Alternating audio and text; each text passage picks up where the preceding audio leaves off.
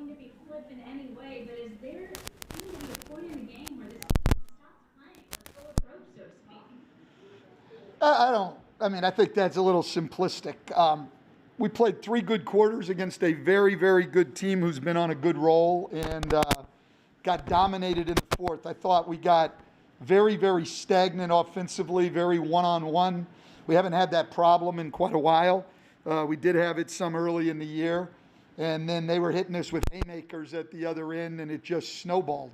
You know, they were scoring. We were facing set defense. We were stagnant. I probably should have had us in some other stuff offensively. But yeah, we had a disastrous quarter, and we've had some of those this year where it's been one quarter that has changed the whole game, and tonight was the fourth. Came at just absolutely the wrong time. You played very clean through 3 quarters, 7 turnovers through 3, and then 7 more popped up in the fourth. Was that desperation forcing things?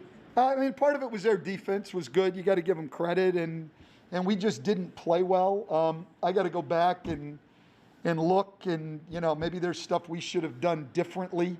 I think we were stagnant. I didn't give us enough to get moving, so it was bad. And then we couldn't stop them at the other end at all. Chris Paul just took the whole game over. Yeah, Coach, along those lines, as the fourth quarter began and Phoenix had the run, you still had the lead, but I guess with a young team, the challenge is when the other team gets on a run, you got to find a way to stop it and not kind of hang your head on the other side of the floor and then allow them to pull away. Yeah, it's not a young team thing. It's not. A lot of teams in this league have quarters like that. I'll never throw the young card out there. We're a basketball team with really talented people, and we didn't get the job done in the fourth quarter. So I don't want to use that as an excuse. Hey Stan, Christian Clark here. Did you feel like their 3-point shooting set was more about their shot making or you guys' defense? It's both. Look, it's every night, so I can't just leave it to, hey, they had a good night. It doesn't happen like that when you've given up, 119 in the last 6 games. Yeah, you can't. It's got to be about your defense to a large degree, and we're just not getting it fixed. I'm not getting it fixed. Yes, Dan, you mentioned a couple times this year about those stretches where you guys go 6 to 8 minutes and you can't really stop the snowball.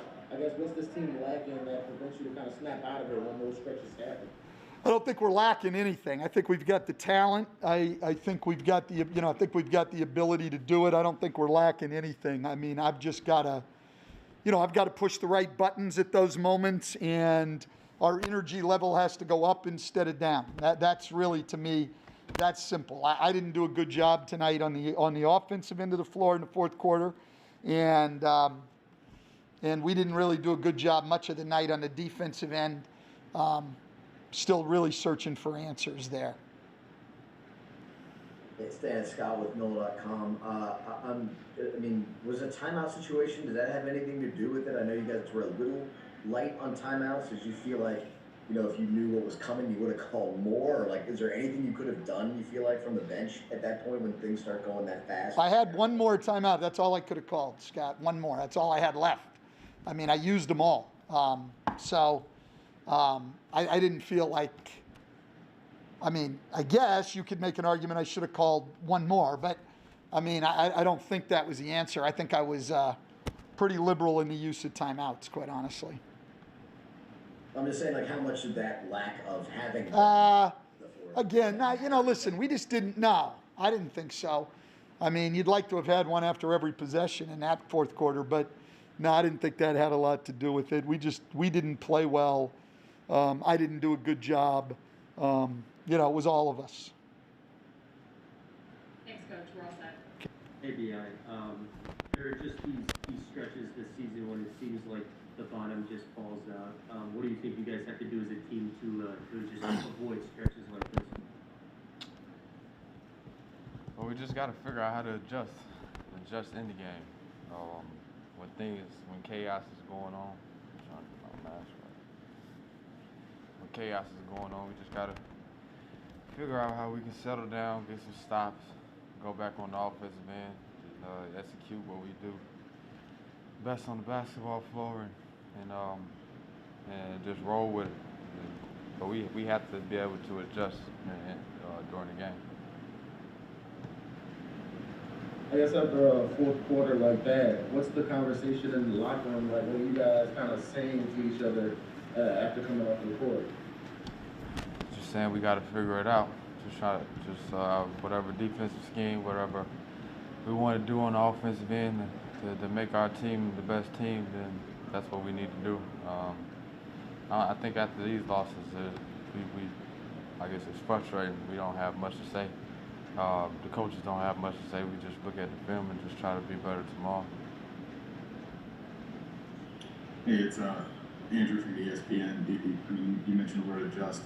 What specifically would you guys see there in the fourth quarter early that kind of sent you into that spiral? Well, I've just seen Chris Paul take complete control of the basketball game. Him off a pick and roll, and it was pretty much the same action the whole time, going down, and he just knew his options out of it. Going downhill, whether it was him, well, it was pretty much him just finding guys on the three-point line and just carving us apart a little bit. We just, like I said, we had to adjust in game and be better. Yeah, does it almost feel helpless to some degree when you're in the middle of something like that, a quarter that's getting away from you so fast? What does kind of that feel like on the court to go through? Well, today it felt, I go back to the locker room, I don't really know what happened. It happened so fast, and it was just the momentum shift, and it just kept going. Like I said, we had to figure out a way to adjust and fight back and figure out the best way that we can come closer to even win. It seemed like you guys were playing some really nice tempo offensively in those first three quarters. The ball was flying around. What's your best guess at why the tempo seemed to change in the fourth quarter? Teams are smart. They figure out what's working for our team, and they want to adjust to it, and they did adjust to it. So then we have to figure out a way that what's our best offense in the fourth quarter? Well, what are we going to? What are our exact plays? What do we need to run to score the basketball? And also, what are we going to do on the defensive end to make sure that we get these stops and have the momentum on our side, on the offensive side? So all things that we can talk about and fix. How tough is it in those moments where you kind of feel things slipping away and you want to do something? Yeah, put some points on the board to kind of stem the tide, but also understand how much the ISO ball has hurt you guys this year and wanting to avoid that. How do you kind of find that balance?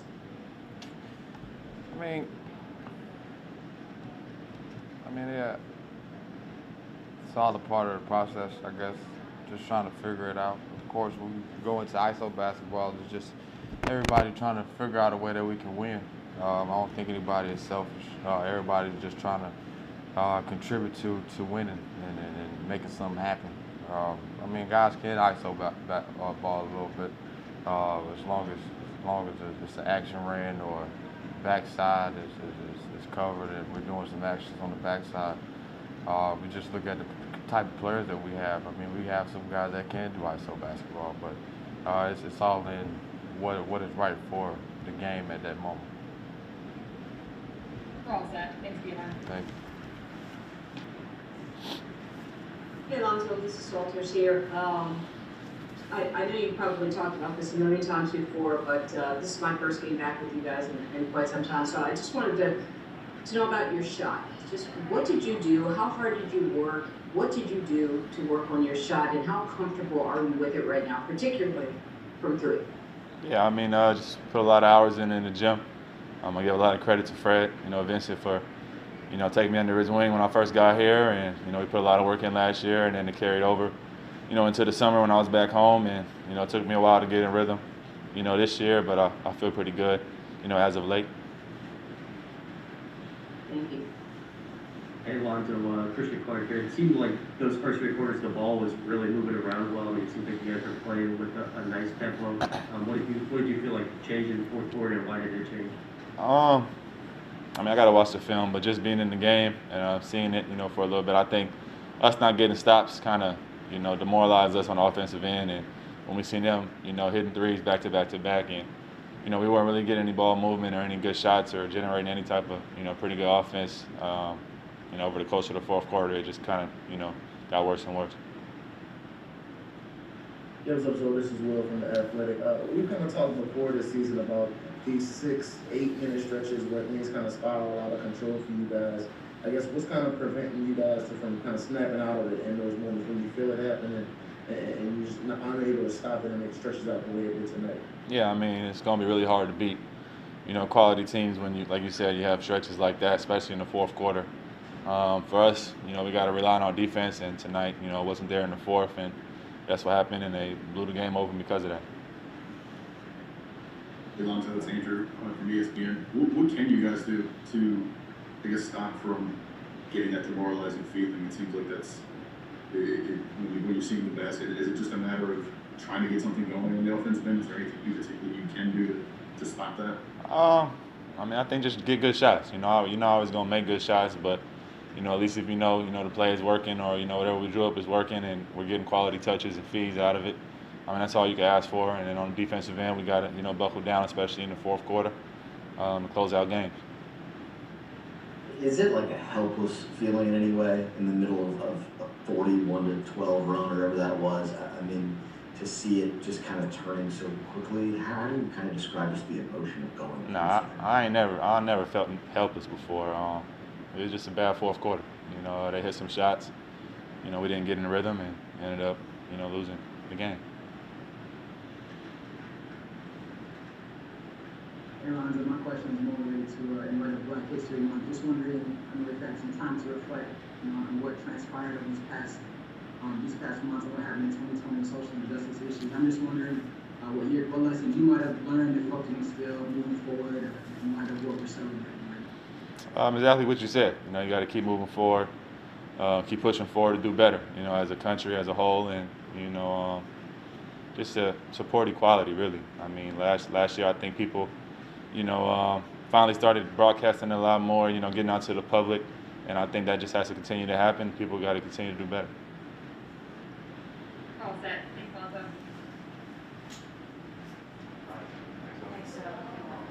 What's up, Zita, as well from The Athletic.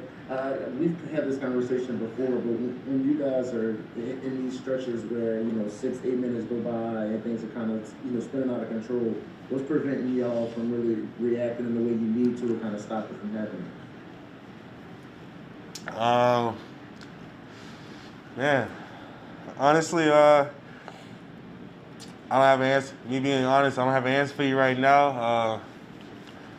I got to go back and watch film on that, if I'm being real with you.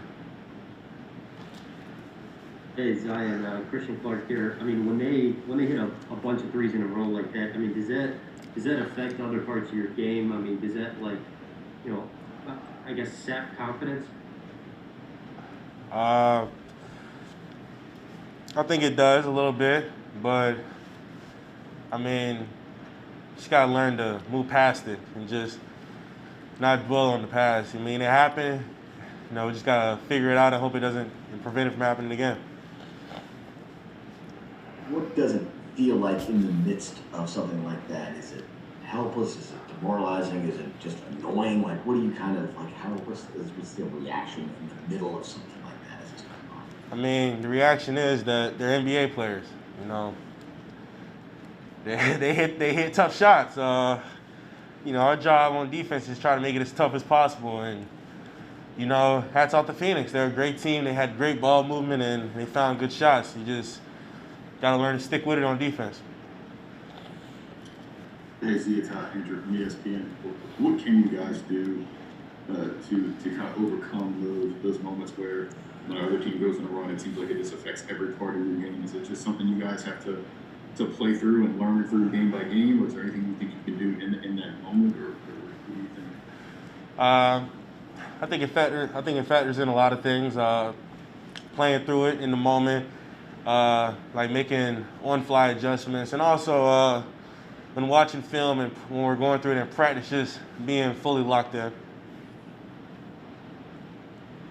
After a game like that, do you feel like it's important for there to be a conversation in the locker room or somebody to stand up and say something? I guess, what's the proper way to react to a loss like this? The proper reaction, there's not one correct, proper interaction. There's a lot of good things that can be said. But really not the best thing, the thing for us is learn from it. Honestly, I think that's the best thing you can do from it, learn from it. No problem, you guys have a good night. So